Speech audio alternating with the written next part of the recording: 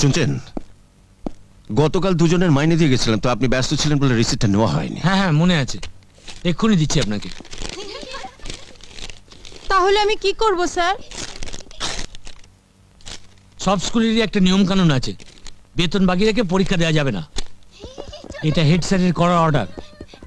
Sir, আমার মায়ের খুব অসুখ, এখন সে হাসপাতালে।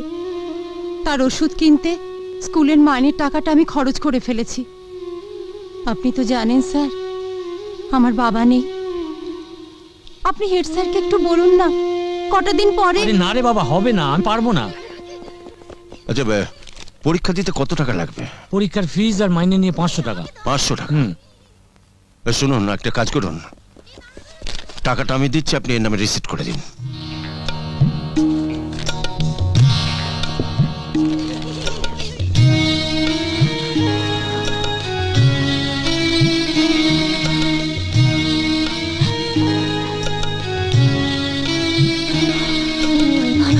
আরে আরে আরে আরে আরে, আচ্ছা।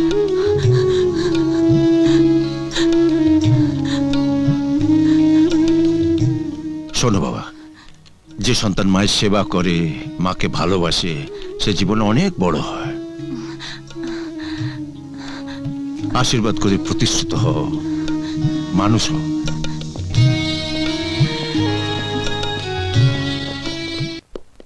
দোকানটা বড়, বেশ বড়। এরকম বড় বড় 5খানা দোকান কলকাতা শহরে আমার আছে। হ্যাঁ, একা মানুষ, এতগুলো দোকান নিয়ে কি করব? আজ থেকেই দোকানের মালিক আপনি। কি বলছো তুমি? বিশ্বাস করুন দাদা, আমি আপনাকে দয়া বা করুণা করছি না। কোন দেবতাকে দয়া বা করুণা করা যায় না। আমার মায়ের চোখে আপনি তো দেবতা। যিনি তোর স্কুলের মাইনে দিয়েছেন তিনিই তো দেবতা।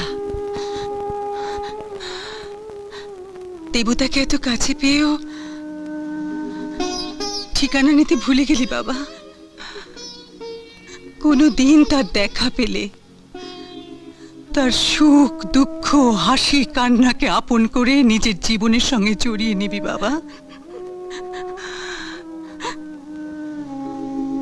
হাসপাতালের লোহার শক্ত খাট থেকে তুলে নিয়ে গিয়ে পুড়িয়ে দিলাম আমার মাকে।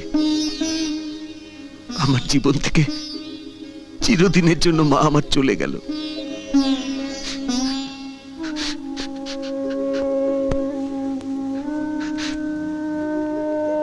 এই দোকানের মালিকানা সত্ত্ব আজ আপনাকে দিয়ে আমি আমার মায়ের শেষ ইচ্ছে পূরণ করতে চাই। আপত্তি তুলে দয়া করে আমার মাকে আপনি ছোট করবেন না, ছোট করবেন না।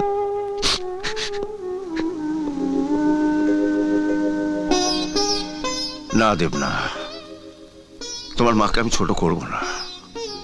মাকে যারা ছোট করে, অপমান করে, তারা তো, মায়ের স্মৃতি যারা ভুলে যায়, তারা তো অকৃতজ্ঞ।